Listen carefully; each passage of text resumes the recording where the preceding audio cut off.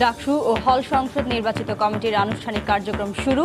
দীর্ঘ ২৮ বছর পর প্রাণ ফিরে পাচ্ছে ছাত্র সংসদ, উচ্ছ্বসিত শিক্ষার্থীরা। ২৮ বছর পর ঢাকা বিশ্ববিদ্যালয়ে ডাকসু এসেছে, এটা আমাদের সবার জন্য সৌভাগ্য। ওনারা যে ইশতেহার দিয়েছেন মূলত ওগুলোই আমাদের চাওয়া, যে এক কাতারে দাঁড়িয়ে যেমন একসাথে এই ঢাকা বিশ্ববিদ্যালয়কে এগিয়ে নিয়ে যায়। ছাত্র অধিকার প্রতিষ্ঠায় কাজ করার প্রত্যয়। শিক্ষার্থীদের যেটা প্রাণের চাওয়া ছিল দীর্ঘদিন, সেগুলো নিয়ে আলোচনা করেছি। তার মধ্যে গণরুম, গেস্ট রুম বন্ধ করা, রাজনৈতিক বিবেচনায় সিট নয়। একজন সম্পাদক তার নিজ নিজ ক্ষেত্রগুলো চিহ্নিত করে কর্মপ্রয়াস গ্রহণ করবেন। ভিপি পদে পুনর্নির্বাচনের দাবিতে বিভিন্ন ছাত্র সংগঠনের বিক্ষোভ। দেখছিলেন শিরোনাম। দুপুরের সময়ে সঙ্গে আছি আমি জাফর সাদিক এবং আমি শিরিন আক্তার। এবার অন্যান্য শীর্ষ সংবাদ। বেগম জিয়ার মুক্তির দাবিতে ৩ দিনের মাথায় আজ আবারও বিএনপির ঘরোয়া গণ অনশন। ছদ্মবেশী সরকার একদলীয় শাসন চালাচ্ছে বললেন মির্জা ফখরুল। এমপিও ভুক্তির দাবিতে জাতীয় প্রেস ক্লাবের সামনে পঞ্চম দিনের মতো বেসরকারি শিক্ষকদের অবস্থান। সরকারি নিয়োগের দাবি করলেও কোনো কাগজ নেই তাদের কাছে। থমকে আছে ঢাকা উত্তর সিটি কর্পোরেশনের ইউটার্ন প্রকল্পের ভবিষ্যৎ। ৩টি লুপের সুফল পেলেও আটকে আছে ৮টির কাজ। সংশ্লিষ্ট প্রতিষ্ঠানগুলোর সমন্বয়ের তাগিদ। জলবায়ু পরিবর্তনের প্রভাবে হারিয়ে যাচ্ছে ষড়ঋতুর বৈচিত্র্য। প্রকৃতির সঙ্গে মানুষের বিরূপ আচরণই কারণ বলছেন বিশেষজ্ঞরা। এবং রাজধানীর পাইকারি বাজারে আবারও কমেছে চালের দাম। চট্টগ্রামের খাতুনগঞ্জে নামমাত্র দামেই বিক্রি হচ্ছে দেশীয় পেঁয়াজ ও রসুন।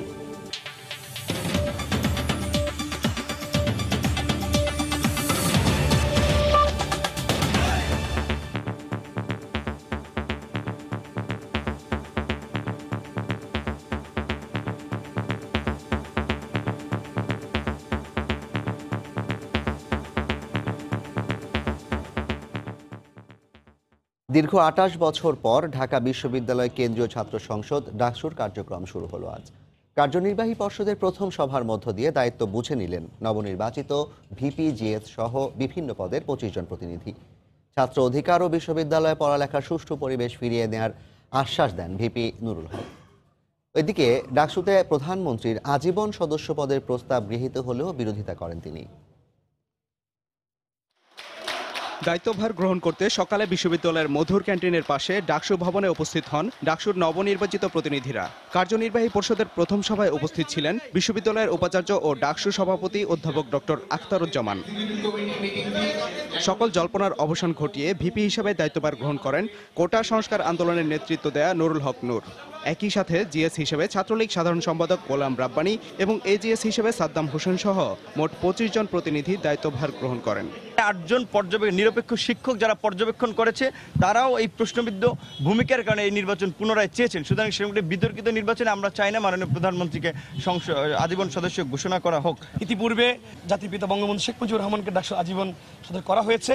দ্বিতীয় ব্যক্তি হিসেবে তার নামটি এসেছে। আমরা কেন্দ্রীয় ডাকসু বডির পক্ষ থেকে সর্বসম্মতভাবে সেটাকে সমর্থন করে আমাদের যে সভাপতি ডাকসু তার বরাবর প্রস্তাব দিয়েছি। দীর্ঘদিন পর হওয়ার পর আমাদের এই শিক্ষার্থীরা যে নির্বাচিত হয়েছে সে নিজ নিজ জায়গায় থেকে যাতে দায়িত্ব পালন সুন্দরভাবে করতে পারে, সেজন্য প্রশাসনের তরফ থেকেও সব ধরনের সহায়তা দেওয়া হবে।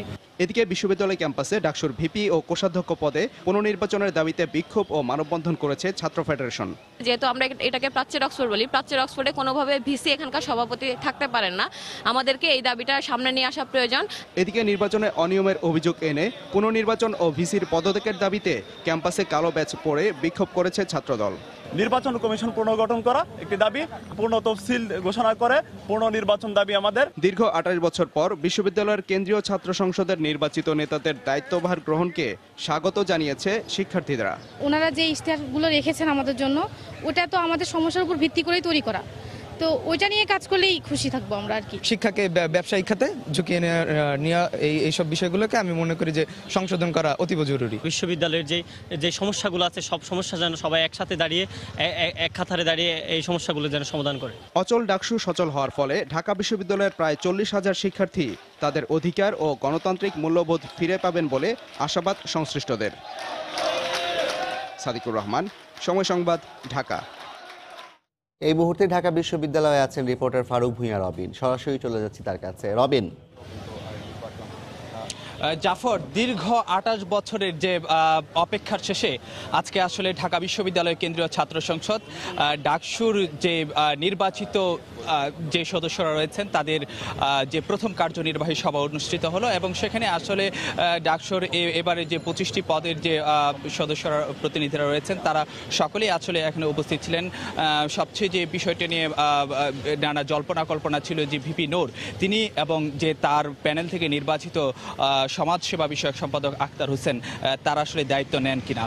তো আসলে তারাও আজকের যে প্রথম কার্যনির্বাহী সভায় তারা অংশ নিয়েছেন। তো ডাকসুর যে আজকের যে প্রথম কার্যনির্বাহী সভা অনুষ্ঠিত হয়েছে সেখানে ঢাকা বিশ্ববিদ্যালয়ের উপাচার্য ডক্টর আখতারুজ্জামানের সভাপতিত্বে এই সভাটি অনুষ্ঠিত হয়েছে এবং এই সভাটিতে তিনি প্রত্যাশা করেছেন যে ডাকসুর যে নবনির্বাচিত যে সদস্যরা রয়েছেন, যে প্রতিনিধিরা রয়েছেন তারা আসলে নিষ্ঠার সঙ্গে দায়িত্বের সঙ্গে তারা তাদের দায়িত্ব পালন করবেন এবং সকলে আসলে সমন্বিতভাবে এবং ঐক্যবদ্ধভাবে তারা তাদের দায়িত্ব পালনের মাধ্যমে ঢাকা বিশ্ববিদ্যালয়ে যে সাধারণ যে শিক্ষার্থী রয়েছেন তাদের যে আশা আকাঙ্ক্ষা আছে সেগুলো তারা পূরণ করবেন। ঠিক একইভাবে কিন্তু আরেকটি বিষয় যদি বলতে চাই যে ঢাকা বিশ্ববিদ্যালয়ের কেন্দ্রীয় ছাত্র সংসদের আজকের যে প্রথম সভা অনুষ্ঠিত হয়েছে সেখানে কিছু বিষয়ে কিন্তু কিছু প্রস্তাবনাও উঠেছে। যেমনভাবে যদি বলা যায় যে ঢাকা বিশ্ববিদ্যালয়ের যেটি হলো যে পরিবহন চলাচলের ক্ষেত্রে একটু যদি আমি আপনাকে বলতে চাই, তারা যে সিদ্ধান্তটি নিয়েছেন যে ঢাকা বিশ্ববিদ্যালয়ে যে রিক্সা এবং সাইকেলের জন্য আলাদা লেন করা এবং যে সকল যে রিক্সা ভাড়া এটা যেন একটু নির্ধারণ করা যায় এবং একই সঙ্গে যে যারা রিক্সা চালক রয়েছেন তাদের জন্য একটি নির্দিষ্ট পোশাকের ড্রেসের ব্যবস্থা করা যায় সেই বিষয়টি নিয়েও এখানে প্রস্তাব উঠেছে। তো একটি প্রস্তাবের মধ্যে আসলে একটু মতবিরোধ হয়েছে ডাকসুর নবনির্বাচিত ভিপি এবং যে অন্যান্য সদস্যদের মধ্যে, সেটি হলো যে প্রধানমন্ত্রী শেখ হাসিনাকে আসলে আজীবন ডাকসুর সদস্য পদ দেওয়ার বিষয়ে। এই প্রস্তাবটি ওঠার পর আসলে ডাকসুর যে সব সদস্যরা বাকি সব সদস্যরা আসলে এর পক্ষে মত দিলেও ডাকসুর যে নবনির্বাচিত ভিপি নুরুল হক নূর তিনি আসলে এর বিরোধিতা করেছেন। তিনি বিরোধিতা করে যে বিষয়টি বলেছেন যে ডাকসুর যে সর্বশেষ যে নির্বাচনটি রয়েছে সেটি নিয়ে একটি বিতর্ক রয়েছে এবং যে সবার কাছে গ্রহণযোগ্য হয়নি বলে তিনি মনে করছেন এবং সেই কারণে তিনি চান একটি বিতর্কিত নির্বাচনের মাধ্যমে যে ডাকসু গঠিত হয়েছে সেই ডাকসুর কে যেন প্রধানমন্ত্রী শেখ হাসিনাকে আজীবন সম্মাননা দেওয়া না হয়। যদিও অন্যান্য সদস্যরা যে এর পক্ষে মত দিয়েছেন এবং সে বিষয়ে আনুষ্ঠানিক সিদ্ধান্ত আসলে আগামী মিটিংয়ে হবে। তো এই ছিল আসলে আমার কাছে ঢাকা বিশ্ববিদ্যালয়ের কেন্দ্রীয় ছাত্র সংসদের প্রথম কার্যনির্বাহী সভা নিয়ে সবশেষ খবরাখবর। ফিরে যাচ্ছে স্টুডিওতে জাফর। ডাকসুর নবনির্বাচিত কমিটির প্রথম কার্যনির্বাহী সভা শেষে ঢাকা বিশ্ববিদ্যালয় থেকে বিস্তারিত জানাচ্ছিলেন রিপোর্টার ফারুক ভূঁইয়া রবিন। পঞ্চম দিনের মতো জাতীয় প্রেস ক্লাবের সামনে সড়ক অবরোধ করে আন্দোলন করছেন নন এমপিও শিক্ষা কর্মচারীরা। তাদের দাবি স্বীকৃত শিক্ষা প্রতিষ্ঠানকে এমপিওভুক্ত করা না হলে তা যেন বাতিল করা হয়। নিজেদের সরকার কর্তৃক নিয়োগপ্রাপ্ত দাবি করলেও এ বিষয়ে যথোপযুক্ত কোনো তথ্য দিতে পারছেন না শিক্ষকরা। রয়েছে তাদের শিক্ষা প্রতিষ্ঠানের মান নিয়েও প্রশ্ন।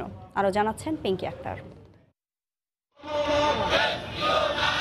স্লোগান, ব্যানার আর প্লেকার্ডে প্রেস ক্লাবের সামনের সড়ক এখন নন এমপিও শিক্ষকদের দখলে। অংশগ্রহণকারী অধিকাংশেরই অতিক্রম করেছে সরকারি চাকরির বয়স। উপজেলা স্থানীয় প্রতিনিধিদের দেয়া শিক্ষা প্রতিষ্ঠানে বিনা বেতনে কর্মরত এই শিক্ষকরা ছেলে মেয়ে থেকে তারা আশা থেকে যে কামিয়ে রাজনীতি খাওয়াবি, আমার তাও নিয়ে আমি খাবো কিভাবে চলবো। একসাথে সবাই সমাবেশ হয়েছি যে সরকারের কাছে দাবি করে আমরা এই জিনিসটা বিল বেতনটা নেব। তাই 2000 সাল থেকে আমরা প্রতিষ্ঠানে ক্লাস চালু করছি। 2003-এ আমাদের স্বীকৃতি হয়। 2003 সালেই আমরা বিলের প্রেয়ার দিচ্ছি, সরকারের কাছে আবেদন করছি। 2003 সাল থেকে অপেক্ষা করছি বিলের জন্য। সংসার চলে, বাড়িতে কৃষি যা আছে ওইগুলা করি। এমপিওভুক্ত করার বিষয়ে এ সকল নন এমপিও শিক্ষা প্রতিষ্ঠানে নেই কোনো সরকারি বিধিনিষেধও। আমাদের নিয়োগ হয় সরকারি ডিজির প্রতিনিধি থাকে, জেলা স্কুলে একজন শিক্ষক থাকে, ওনার মাধ্যমেই আমাদের নিয়োগ হয়। যখন আমাকে এখানে নিয়োগ দেওয়া হয় তখন বলছিল যে এমপিওটা একটা পর্যায়ক্রম, প্রতি বছরে আমাদেরকে এমপিও দেয়। আমরা কিন্তু এটাই দেখিয়ে আসছি। এমপিওভুক্ত করা হবে স্কুল বা কলেজ ব্যবস্থাপনার কমিটির এমন প্রতিশ্রুতিতেই এসব শিক্ষা প্রতিষ্ঠানে যোগ দেন এই শিক্ষকরা। পিঙ্কি আক্তার, সময় সংবাদ, ঢাকা। এই মুহূর্তে জাতীয় প্রেস ক্লাবের সামনে আছেন রিপোর্টার পিঙ্কি আক্তার। সরাসরি চলে যাচ্ছি তার কাছে। পিঙ্কি। শিরিন, আপনি কিন্তু দেখছেন যে সকাল থেকে এখন পর্যন্ত কিন্তু তাদের আন্দোলন সচল রয়েছে, সড়ক অবরোধ করে আন্দোলন করছে, যে কারণে কিন্তু এদিক দিয়ে যান চলাচল অব্যাহত হচ্ছে। আমি আপনাকে একটি বিষয় জানিয়ে রাখি, এখানে যে নন এমপিও শিক্ষকরা আন্দোলন করছে তাদের সাথে আমি কথা বলেছিলাম। তারা কিন্তু নিজেদেরকে সরকারি শিক্ষক বলে দাবি করছেন, যে সরকার কর্তৃক নিয়োগপ্রাপ্ত, এটি তারা আমাকে জানিয়েছেন। কিন্তু আমি আপনাকে আরেকটি বিষয় জানিয়ে রাখি যে এমপিওভুক্ত নন এমপিওভুক্ত যে শিক্ষা প্রতিষ্ঠানের জন্য তারা আন্দোলন করছে, তাদের সেই শিক্ষা প্রতিষ্ঠান কিন্তু জনপ্রতিনিধি অথবা যে স্থানীয়রা কিন্তু এইরকম শিক্ষা প্রতিষ্ঠান গড়ে তোলে। তারপর সেইখানে ম্যানেজিং কমিটি গঠন করে দেয়া হয় সরকার কর্তৃক, যে ওইখানে যে জেলা শিক্ষা অফিসার থাকে তার তত্ত্বাবধানে একটি ম্যানেজিং কমিটি গঠন করে দেওয়া হয়। তারপর কিন্তু শিক্ষকদের নিয়োগ দেওয়া হয়। তো এই সকল শিক্ষকরা আমাকে কিন্তু বলছেন যে এখানে সেই প্রতিষ্ঠানে তারা 20 বছর 16 বছর, কেউ 25 বছরও চাকরি করছেন, কিন্তু তারা কোনো বেতন ভাতাদি পাচ্ছেন না। এবং তাদের যখন নিয়োগ দেওয়া হয়েছে সেই নিয়োগে কিন্তু তাদের বেতন ভাতার বিষয়টি উল্লেখ নেই। কিন্তু এখন তারা যেমনটি বলছেন যে তাদের এই শিক্ষা প্রতিষ্ঠানে কিন্তু সরকারই তাদের এই শিক্ষা প্রতিষ্ঠানকে স্বীকৃতি দিয়েছে, তাহলে কেন তাদের এই শিক্ষা প্রতিষ্ঠানে এমপিও করা হবে না? তারা এই দাবিতেই কিন্তু আন্দোলন করছেন আজকে 5 দিন যাবৎ। এবং তারা কিন্তু প্রধানমন্ত্রীর সাক্ষাৎ চাচ্ছে। প্রধানমন্ত্রীর সাথে সাক্ষাৎ না করে তারা কিন্তু এই সড়ক অবরোধ থেকে উঠবেন না বলেও আমাকে জানিয়েছেন। এবং আমি আপনাকে আরেকটি বিষয় জানিয়ে রাখি, তারা কিন্তু বলছেন যে আমি তাদের সাথে যখন কথা বলেছি যে তারা সরকার তাদের যখন নিয়োগ দিয়েছে তাহলে তো সরকারি স্কেলে তাকে বেতন হবে, কিন্তু তারা বলছে যে না, আমাদেরকে এমপিওভুক্ত করা হয়নি। তাদের এমপিওভুক্তের যে দাবি, আসলে এই দাবিটা আসলে কতটা যৌক্তিক, সেই শিক্ষা প্রতিষ্ঠানের মানি বা কতটা, সেটি নিয়ে আসলে প্রশ্ন উঠছে এখন।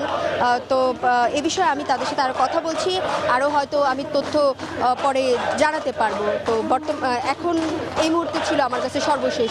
শিরিন।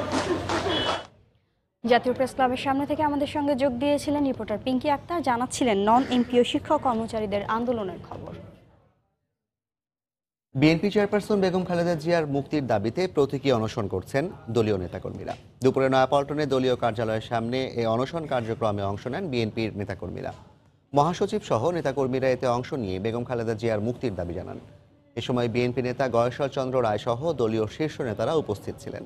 পাশাপাশি বেগম জিয়াকে মুক্তি না দিলে এই সরকারের বিরুদ্ধে কঠোর আন্দোলনের হুঁশিয়ারি দেন তারা। এর আগে বুধবার একই দাবিতে প্রতীকী অনশন করেছিল বিএনপি।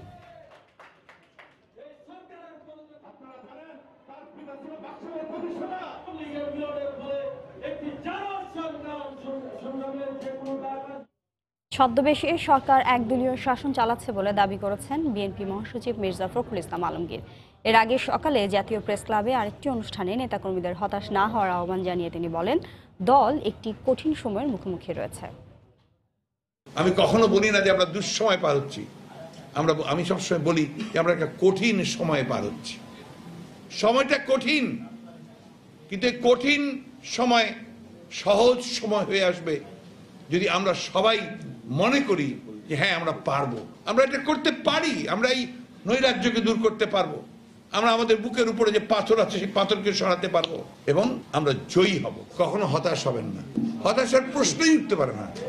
এটা তো হচ্ছে কাল, এই কাল আমরা উত্তীর্ণ হব, এই আমরা জয়ী হবই। দুপুরের সময় আরো থাকছে। নোয়াখালীর সুবর্ণচরে গণধর্ষণ মামলার প্রধান আসামি রুহুল আমিনকে দেয়া জামিন প্রত্যাহার হাইকোর্টের, স্বস্তি পরিবারে।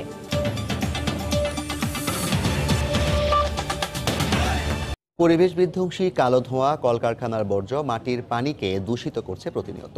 দিন দিন কমছে গাছপালা, সময়ের সঙ্গে পাল্লা দিয়ে বাড়ছে কার্বন নিঃসরণ। এতে ধীরে ধীরে বৈচিত্র্য হারাচ্ছে বাংলার ষড়ঋতু।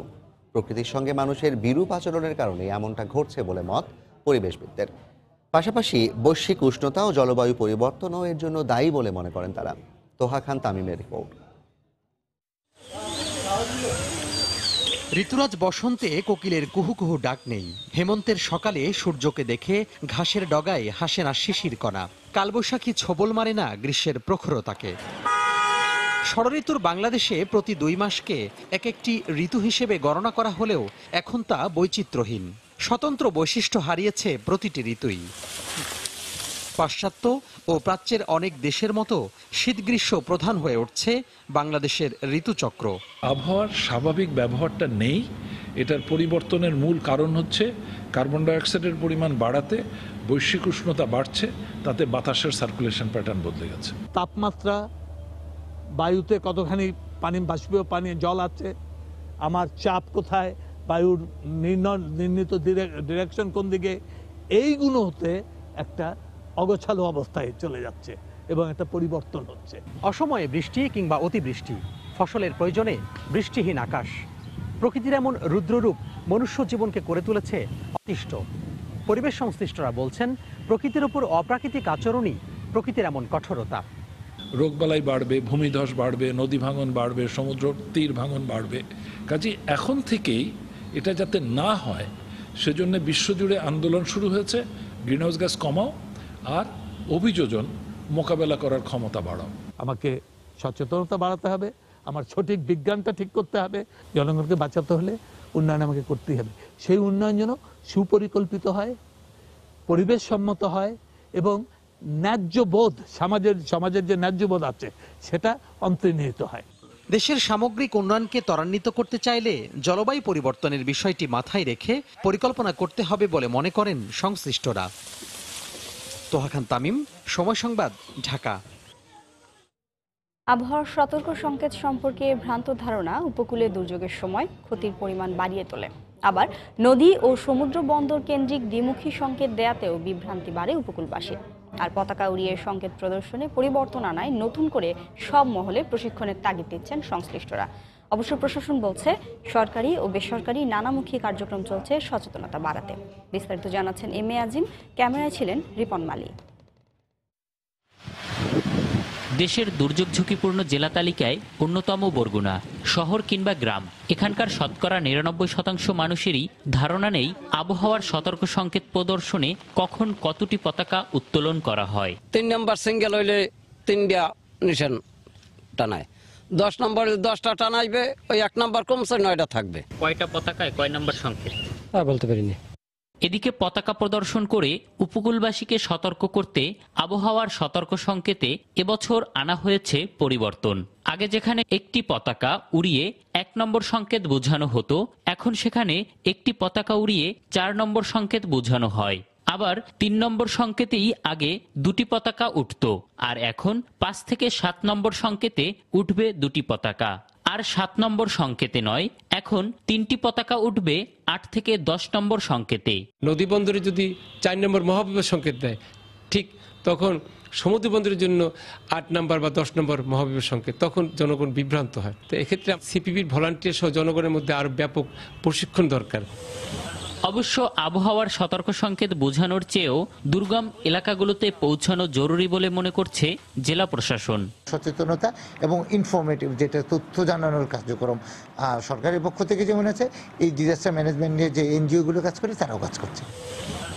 দেশে বর্তমানে 35টি আবহাওয়া স্টেশন থাকলেও দুর্যোগ ঝুঁকিপূর্ণ জেলা বরগুনায় কোনো আবহাওয়া স্টেশন নেই। সময়মতো আবহাওয়ার সঠিক পূর্বাভাসই পারে দুর্যোগের সময় উপকূলবাসীর জনজীবন ও সম্পদের সুরক্ষা করতে। আর সেজন্য দরকার দুর্যোগ ঝুঁকিপূর্ণ এ জেলায় একটি আবহাওয়া স্টেশন স্থাপন ও দুর্গম এলাকাগুলোর মানুষকে আবহাওয়ার সতর্ক বার্তা সম্পর্কে সচেতন করে তোলা। এম এ আজিম, সময় সংবাদ, বরগুনা। নোয়াখালীর সুবর্ণচরের গণধর্ষণ মামলার প্রধান আসামি রুহুল আমিনের জামিন আদেশ প্রত্যাহার করে নিয়েছেন উচ্চ আদালত। ব্যাপক সমালোচনার পর যে আদালত জামিন দিয়েছিল রাষ্ট্রপক্ষের আবেদনেই, সেই আদালতই ফের জামিন বাতিল করলেন। ছুটির দিনে আদালত বসে এমন আদেশ দেয়াকে নজিরবিহীন বলছেন অ্যাটর্নি জেনারেল। এদিকে জামিন বাতিল হওয়ায় সন্তোষ প্রকাশ করছেন নির্যাতিতা নারী। নোয়াখালীর সুবর্ণচরে গণধর্ষণের মামলায় আসামি রুহুল আমিনকে গত 18 মার্চ 1 বছরের জামিন দেন হাইকোর্ট বেঞ্চ।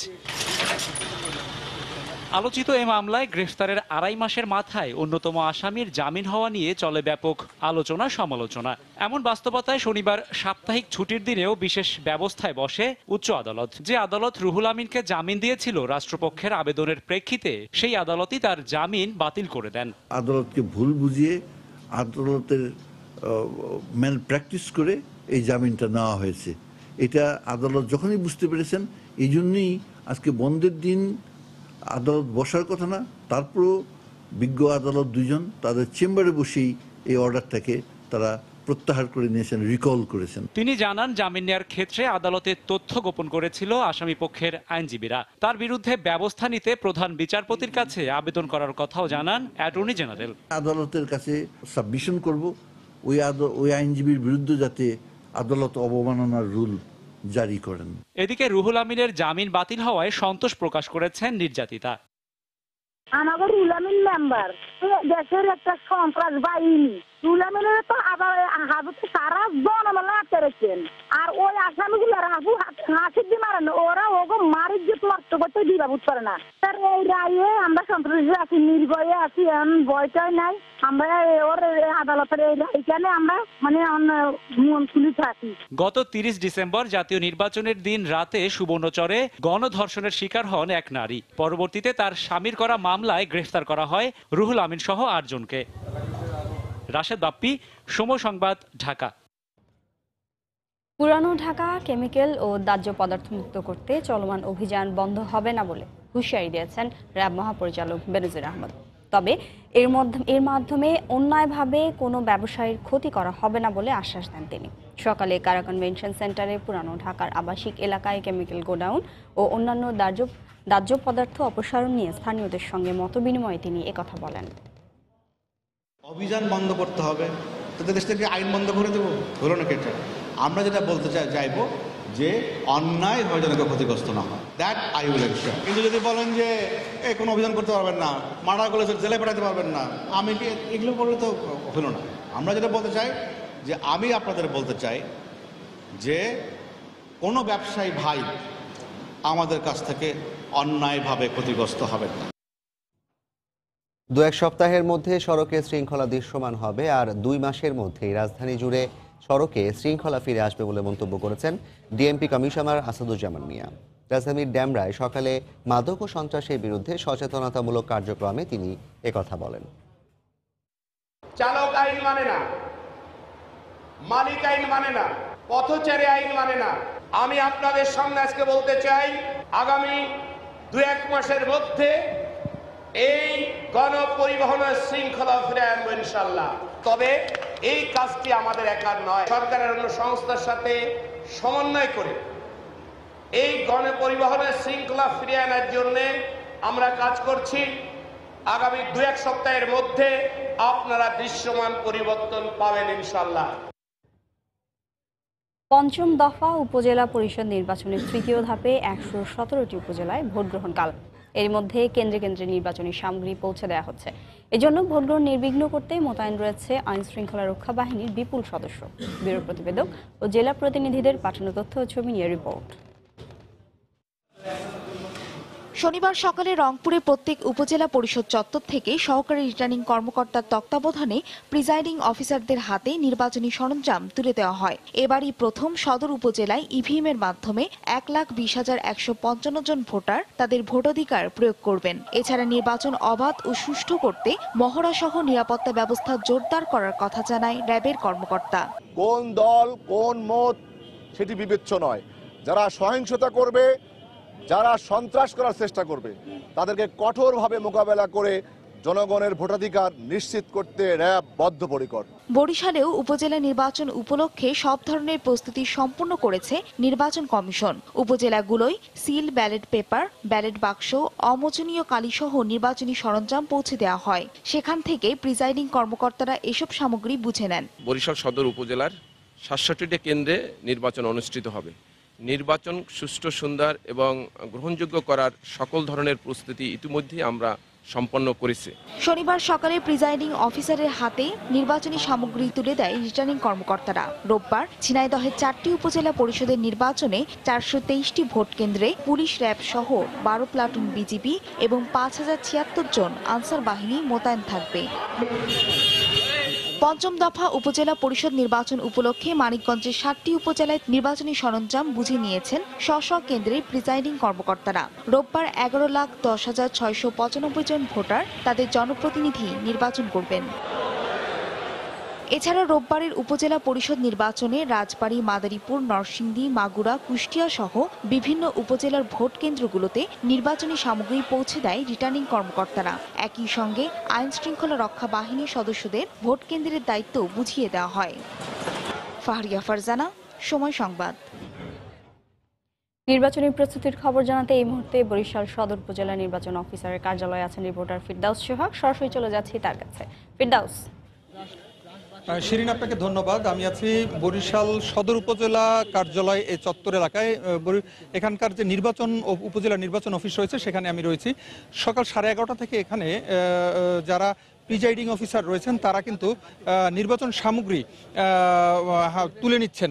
একটু দেখাবার চেষ্টা করছি আমরা আমাদের আশেপাশেই যারা রয়েছে নির্বাচন সামগ্রীগুলো কেবলই তারা নিলেন এবং এগুলো এখন কিন্তু গুণা তিনি যেগুলো নেওয়া হলো সেগুলো কি অবস্থা রয়েছে তাগুলো একটু গুণিয়ে বেছে ঠিকঠাক করে নিচ্ছেন তারা।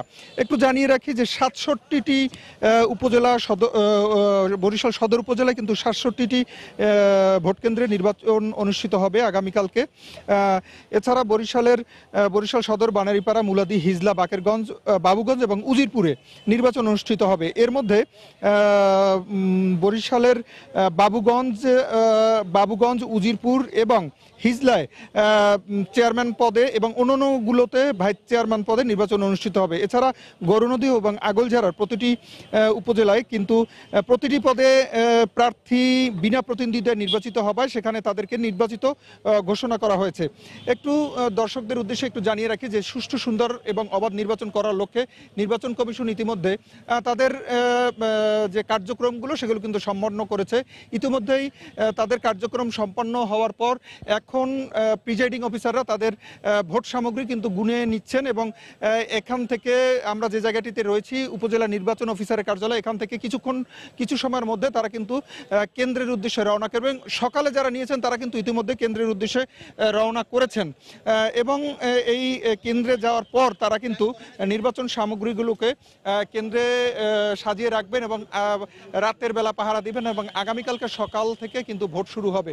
একটু জানিয়ে রাখি যে সুন্দর, সুষ্ঠু এবং অবাধ নিরপেক্ষ নির্বাচন করার জন্য প্রশাসনের পক্ষ থেকে এবং নির্বাচন কমিশনের পক্ষ থেকে এবং স্থানীয়ভাবে সর্বাত্মক ব্যবস্থা করা হয়েছে বলে আমাদেরকে জানানো হয়েছে। তো এই ছিল মোটামুটি আগামীকালকে যে নির্বাচন বরিশাল সদর থেকে নির্বাচন সামগ্রী কেন্দ্রগুলোতে পাঠানো হচ্ছে তার সর্বশেষ তথ্য। নির্বাচনী প্রস্তুতির খবর জানাতে বরিশাল থেকে আমাদের সঙ্গে যোগ দিয়েছিলেন রিপোর্টার ফিরদাউস সোহাগ। যারা প্রভাব বিস্তার করে উপজেলা নির্বাচন বিতর্কিত করতে চায় তাদের প্রতিহত করতে হবে বলে জানিয়েছেন আওয়ামী লীগের সভাপতি মণ্ডলীর সদস্য মোহাম্মদ নাসিম এমপি। সকালে জাতীয় প্রেস ক্লাবে এক আলোচনা সভায় তিনি কথা বলেন। এ সময় সড়কে নৈরাজ্যের বিরুদ্ধে সামাজিক আন্দোলন গড়ে তোলারও আহ্বান জানান তিনি। ক্ষমতার ব্যক্তি কারা? যারা পরিবহন সেক্টরে হয় শ্রমিক নেতা অথবা বাস মালিক সমিতি অথবা প্রশাসনের লোক। কেন এগুলো বাস্তবায়ন হয় না? বাস্তবায়ন হয় না, একটা করে জীবন যাওয়ার রাস্তায় আর সরকার দায়ী হবে। জীবনের দাম কি 10 লক্ষ টাকা? একটা জীবনের দাম কি অর্থ বিনিময়ে বিক্রি হয়ে যাবে? জনগণ যাকে ভোট দেয় সেই নির্বাচিত হবে। তাহলে এই সমস্ত তথাকথিত এই ক্ষমতাধর ব্যক্তিরা কারা? যারা প্রভাব বিস্তার করে নির্বাচন বিতর্কিত করতে চায়, এদেরকে প্রতিরোধ করতে হবে, এদেরকে সতর্ক থাকতে হবে। প্রথম পর্যায়ে সুফল মিললেও থমকে আছে ঢাকা উত্তর সিটি কর্পোরেশনের ইউটার্ন প্রকল্পের ভবিষ্যৎ। প্রকল্পে থাকা 11টির মধ্যে 3টি লুপ চালু হওয়ায় বদলে গেছে এয়ারপোর্ট থেকে উত্তরা পর্যন্ত রাস্তার চিত্র। তবে আটকে গেছে অন্য 8টির কাজ। বিশেষজ্ঞরা বলছেন সংশ্লিষ্ট প্রতিষ্ঠানগুলোর মধ্যে সমন্বয় না হলে মুখ থুবড়ে পড়বে আশা জাগানো এই প্রকল্প। তবে বাস্তবায়নকারী সংস্থার প্রত্যাশা শিগগিরই শঙ্কা কাটিয়ে আলোর মুখ দেখবে ইউটার্ন। এয়ারপোর্ট থেকে উত্তরা রাস্তায় গত 2 মাস ধরে যারা চলাচল করেন তাদের কাছে স্বস্তির নাম ইউটার্ন। কদিন আগেও এই পথে ইউটার্ন নিতে যে যানজটের সৃষ্টি হতো তা এখন স্মৃতি। কমেছে দুর্ঘটনাও। এখানে কোনো সিগন্যাল নাই, যেরকম জসীমউদ্দিন রোডে ঘন্টার পর ঘন্টা বসে থাকতাম, এখন আর বসে থাকতে হয় না। এই লোকগুলো হয়েছে, আমরা খুবই উপকৃত হয়েছি। বাংলাদেশে প্রথম একটা ইউটার্ন খুব মজবুত হয়েছে। পরিমাণে অনেক হওয়া উচিত, তাহলে মানুষ আসলে অন্য রাস্তার গাড়ি একদিকে ভিড় করবে না। ঢাকা উত্তর সিটি কর্পোরেশনের আওতায় তেজগাঁও 7 রাস্তা থেকে উত্তরা আব্দুল্লাপুর পর্যন্ত এই ইউটার্ন প্রকল্পের আওতায় রয়েছে মোট 11টি লুপ। সাফল্য এসেছে প্রথম 3টিতেই। অথচ এই পথে চলমান অন্য উন্নয়ন প্রকল্পের সঙ্গে সমন্বয়হীনতায় আটকে গেছে গল্ফ ক্লাব থেকে 7 রাস্তা পর্যন্ত বাকি 8টির কাজ। কাজ করতে যে বিভিন্ন পার্শ্ববর্তী কিছু সংস্থার, বিশেষ করে রোডস অ্যান্ড হাইওয়েজ আর বাংলাদেশ রেলওয়ে, ভূমি জরিপ অধিদপ্তর ইত্যাদি কিছু কারণে জটিলতায় প্রকল্পটা কিছুটা সময় বিঘ্নিত হয়। এই সমস্যা সমাধান হয়ে গেলে এবং আরডিপিপিটা অনুমোদন হয়ে গেলে আমরা বাকি 8টি ইউটার্নের নির্মাণ কাজ শুরু করতে পারবো বলে আশা করছি। বিশেষজ্ঞরা বলছেন সংশ্লিষ্ট প্রতিষ্ঠানগুলো একটু আন্তরিক হলেই সমস্যার সমাধান সম্ভব। পিডির সাথে আলাপ করলাম, পিডি বলল স্যার আমি তো আর ওই 3টা করছি, আর তো করতে পারছি না, কাজ তো বন্ধ। ওইখান থেকে বিআরটি আসবে, এলিভেটেড এক্সপ্রেস আসবে, কিন্তু আমার কথা হলো বিআরটি এলিভেটেড এক্সপ্রেসে আসবে এটা আমরা জেনেই কিন্তু করছিলাম। এটাকে রিডিজাইন করা একেবারে সোজা জিনিস, অনেক পয়সাও লাগবে না। ট্রাফিক বিভাগও বলছে সড়কে শৃঙ্খলা ফেরাতে এর পূর্ণাঙ্গ বাস্তবায়ন দরকার, তবে শতভাগ সুফল পেতে প্রয়োজন কিছুটা সংশোধন। ইউটার্নগুলো যেখানে করা হয়েছে ওই জায়গাতে রাস্তা গাড়ি ঘোড়া ঘোরার জন্য যে জায়গাটা রাখা হয়েছে সে তুলনায় যে সোজা রাস্তা যে যানবাহনগুলো চলে তার জন্য জায়গা রাখা হচ্ছে কম। এটা একটু সংশোধন করা দরকার এবং এই ব্যাপারে আমরা সিটি কর্পোরেশনের সাথে কথা বলেছি। প্রকল্প নিয়ে সৃষ্ট জট শিগগিরই খুলবে এমন প্রত্যাশা নগরবাসীর। সড়কে শৃঙ্খলা ফেরাতে সপ্তাহ পক্ষ কিংবা মাসব্যাপী বিএনপির নানা কার্যক্রম চোখে পড়লেও বিশেষজ্ঞদের বারবার তাগিদ দেওয়া সত্ত্বেও উপেক্ষিত রোড ইঞ্জিনিয়ারিংয়ের বিষয়টি। তারপরও এ ধরনের 2-1টি প্রকল্প যেগুলো কিছুটা হলেও আশা জাগাচ্ছে, সেগুলো বারবার মাঝপথে এসে থমকে যাওয়ায় নিরাপদ সড়ক নিশ্চিত হওয়া নিয়ে শঙ্কা করছেন বিশেষজ্ঞরা। রাশেদ লিমন, সময় সংবাদ, ঢাকা। রাজধানীর পাইকারি বাজারে আরও কমেছে চালের দাম। সামনে নতুন মৌসুম, তাই দাম বাড়ার আশঙ্কাও নেই। তবে মিল মালিকরা যেন সিন্ডিকেট করতে না পারে সেদিকে সরকারকে সজাগ থাকার পরামর্শ পাইকারদের। এদিকে পেঁয়াজের বাজার স্থিতিশীল থাকলেও দাম কমেছে আদা রসুনের। কমতির দিকে ডাল, তেল আর আটা, ময়দা ও চিনির দামও। মোহাম্মদপুর পাইকারি কৃষি মার্কেট ঘুরে রিপোর্ট করেছেন কামরুল হাসান সবুজ। রাজধানীর মোহাম্মদপুর পাইকারি কৃষি মার্কেট বেচাকেনা তেমন নেই, তাই অলস সময় কাটছে চালের পাইকার ও কর্মচারীদের। জানালেন এ সপ্তাহেও কমেছে চালের দাম। 2-1 মাসের মধ্যে দাম বাড়ার আশঙ্কাও নেই। দাম কমতির এই স্বস্তির বাজার ধরে রাখতে তাদের পরামর্শ, মিলাররা যেন সিন্ডিকেট করতে না পারে সেদিকে নজর রাখতে হবে সরকারকে। 1 সপ্তাহের মধ্যে 1.5 টাকা থেকে 2 টাকা করে কেজি তো সবগুলি চালেই মোটামুটি ভাবে কমছে। আমরা মাল চাইলেই মাল পাচ্ছি। আমাদের বেচাকিনি একেবারে কমে গেছে। দামটা যখন কমে তখন বেচাকিনি আসলে কমে যায়। গভর্নমেন্ট যে নতুন ধান আসলে বাজারটা মনিটর করে, কে কেমন মজুতদারি করতেছে, কিভাবে কত দামে কিনতেছে, কত দামে বিক্রি করতেছে, মজুত করতেছে কিনা, পরে বেশি দামে বিক্রি করব। চাপ নেই আদা রসুন পেঁয়াজের বাজারেও। চাহিদার বিপরীতে কোনো সংকট নেই এসব পণ্যের সরবরাহে। আদার দাম গত সপ্তাহে ছিল আপনার 70-72 টাকা, আর এই সপ্তাহে আপনার আছে 68-70। রসুন বেচি 88-90, এই সপ্তাহে ব্যস্ত আছে আপনার 82 থেকে 85 টাকা। দেশি পেঁয়াজ আপনার 13 টাকা থেকে শুরু করে 18 টাকা 19 টাকা পর্যন্ত বিক্রি হইতেছে, আর ইন্ডিয়ান পেঁয়াজটা বিক্রি হইতেছে আপনার 16 থেকে 18 টাকা পর্যন্ত। মালেরও মনে করেন যে হপাই ওঠা শুরু হয়েছে, রমজানে গিয়ে তেমন চাপ পড়বো না। বড় রকমের ওঠানামা নেই খোলা ও বোতলজাত সয়াবিন তেল, আটা, ময়দা, মসুর ডাল ও চিনির দামে। তবে এ সপ্তাহে আরেক দফা বেড়েছে মশলা জাতীয় পণ্য, এলাচের দাম। বাড়তি না, সবগুলো মোটামুটি কমতির মধ্যে। চিনি যাচ্ছে 2410-20 টাকার মতো বস্তা। আটা, ময়দা কমছে 1 সপ্তাহের মধ্যে ওরকমই 20-30 টাকার বস্তা। এলাচি আছে হলো আপনার 2000 টাকা থেকে 2400 টাকা, প্রতি সপ্তাহে ধরেন না 50 টাকা বাড়ে। চাহিদা যোগানের সমীকরণে ভোগ্যপণ্যের বাজারে সরবরাহের কোনো ঘাটতি নেই বলে জানালেন পাইকাররা। কামরুল হাসান সবুজ, সময় সংবাদ, ঢাকা। দুপুরের সময় শীর্ষ সংবাদগুলো জানিয়ে দিচ্ছি আরেকবার। ডাকসু ও হল সংসদ নির্বাচিত কমিটির আনুষ্ঠানিক কার্যক্রম শুরু। দীর্ঘ 28 বছর পর প্রাণ ফিরে পাচ্ছে ছাত্র সংসদ, উচ্ছ্বসিত শিক্ষার্থীরা। বেগম জিয়ার মুক্তির দাবিতে 3 দিনের মাথায় আজ আবারও বিএনপির ঘরোয়া গণ অনশন। ছদ্মবেশে সরকার একদলীয় শাসন চালাচ্ছে বললেন মির্জা ফখরুল। এমপিও ভুক্তির দাবিতে জাতীয় প্রেস ক্লাবের সামনে 5ম দিনের মতো বেসরকারি শিক্ষকদের অবস্থান। সরকারি নিয়োগের দাবি করলেও কোনো কাগজ নেই তাদের কাছে। থমকে আছে ঢাকা উত্তর সিটি কর্পোরেশনের ইউটার্ন প্রকল্পের ভবিষ্যৎ। 3টি লুপের সুফল পেলেও আটকে আছে 8টির কাজ। সংশ্লিষ্ট প্রতিষ্ঠানগুলোর সমন্বয়ের তাগিদ। এবং জলবায়ু পরিবর্তনের প্রভাবে হারিয়ে যাচ্ছে ষড়ঋতুর বৈচিত্র্য। প্রকৃতির সঙ্গে মানুষের বিরূপ আচরণের কারণ বলছেন বিশেষজ্ঞরা। এই ছিল দুপুরের সময়। আপনার মোবাইলে সময় সংবাদ দেখতে ও সব খবর পেতে ডাউনলোড করুন সময় অ্যাপ। আর সঙ্গে থাকুন সময়।